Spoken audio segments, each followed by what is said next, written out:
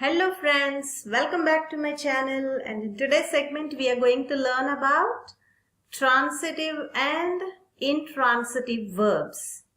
What's the difference between these two types of verbs?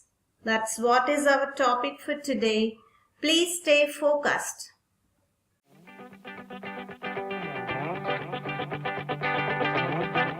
Transitive verb. What is a transitive verb? A transitive verb is one which is always used with an object. Okay? As we all know, either a noun or a pronoun can act as an object. Either a noun or a pronoun.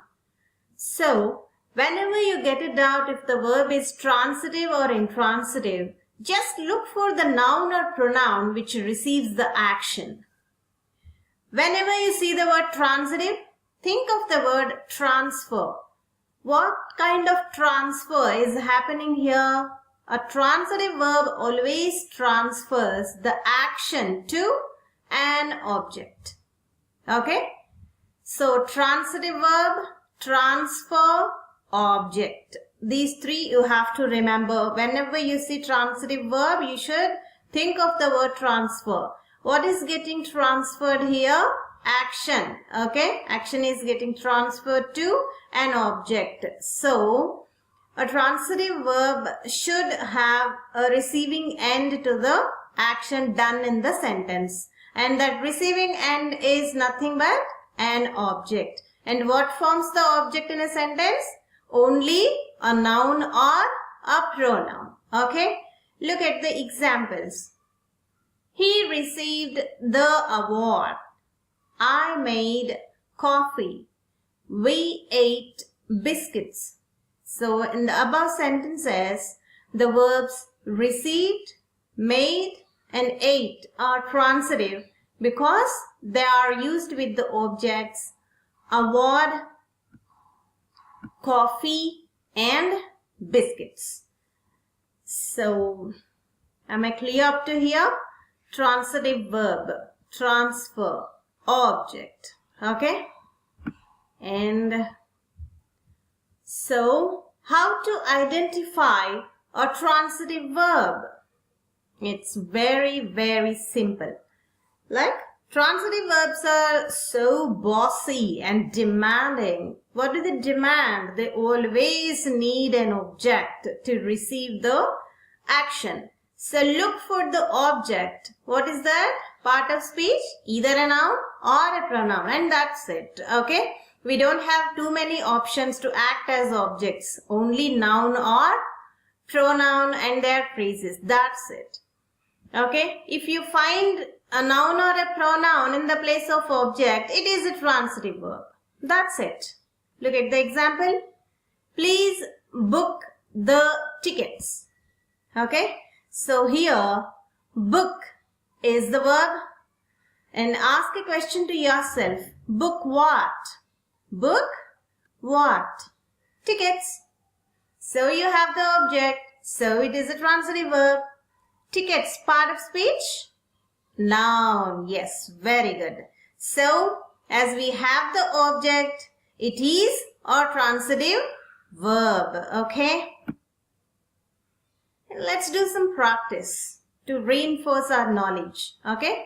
Look at the first sentence. Rahul brought some flowers for Sia. Oh, how nice of you, Rahul. Very good.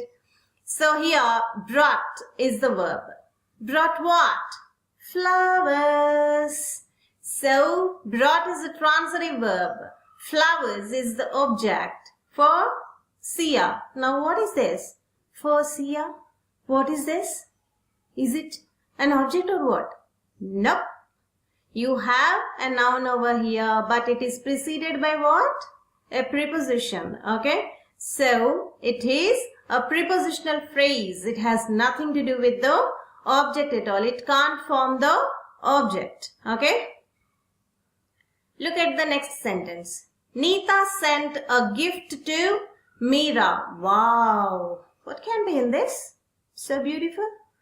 Okay, here sent is the verb. Sent what? A gift. So sent is a transitive verb, gift is the object. To Mira, again. For Sia, to Mira, for, to, again a prepositional phrase. Okay, so it's not an object. Prepositions can't form the objects. What forms the object? Either a noun or a pronoun. That's it.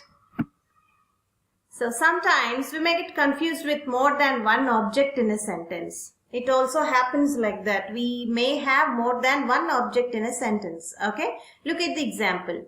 Mom gave me a glass of water. Okay, so here gave is the verb. Gave what? Water. So gave is a transitive verb. Okay, till now we are good.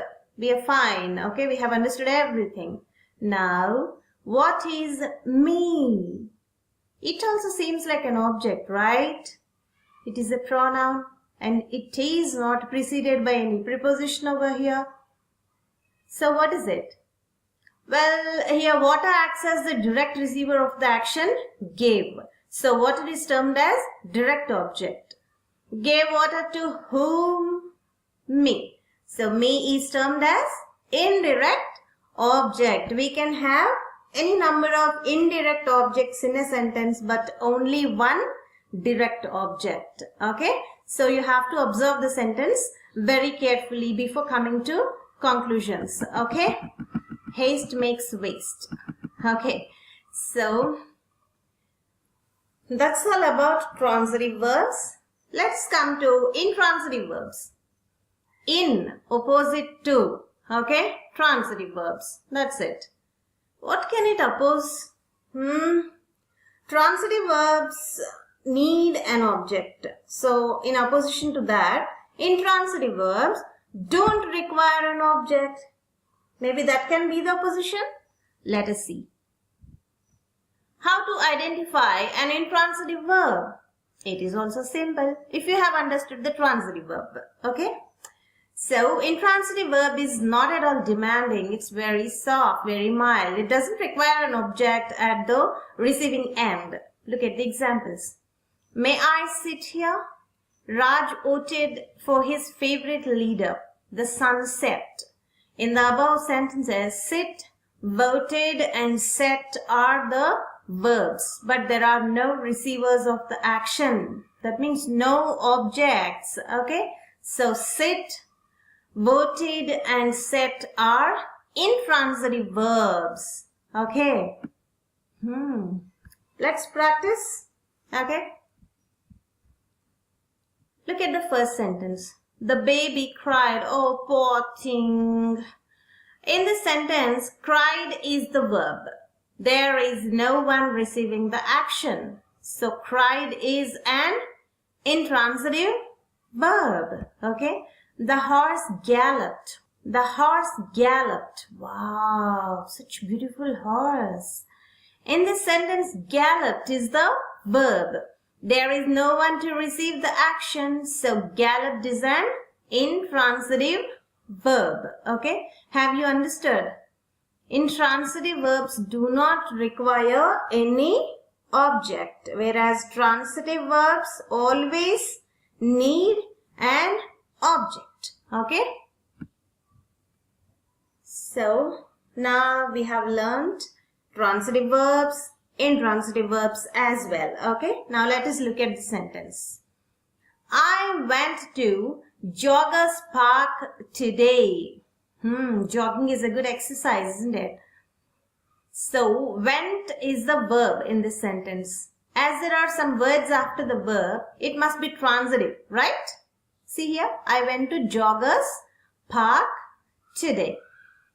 There are some words after went. Okay, so it must be transitive. No, no, no. A big no, no. Okay. Why? What's wrong with that? Now, to Joggers Park is a prepositional phrase. Do you remember this? For, to, in, on, prepositions, our good friends. So, any phrase that starts with a preposition is a prepositional phrase. Okay? And the entire phrase comes under preposition. So, Prepositions can't form an object. What forms the object, my dears? Noun or pronoun. That's it. Okay. Students often get confused with the words or phrases following the verb. Students always face the problem with these many words following the verb. Okay.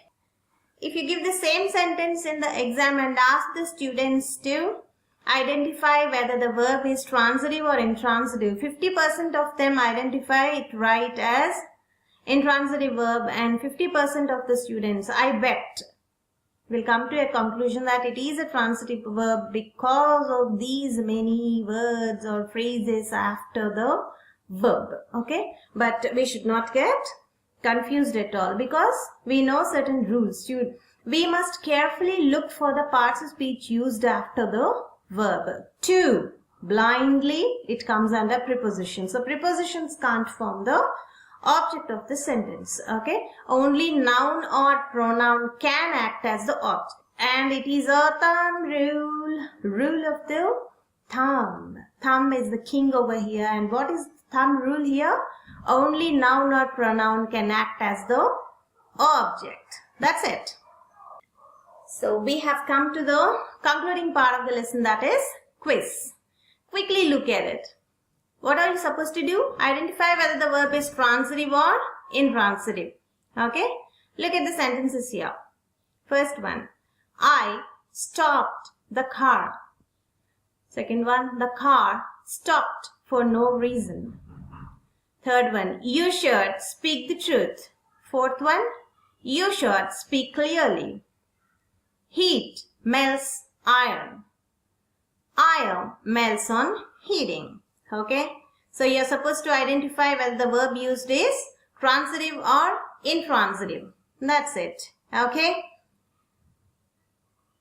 wish you best of luck, my dears. Okay, so this is all for today about transitive and intransitive verbs. Okay, meet you in my next lesson. Bye bye. Thank you so much for being with me.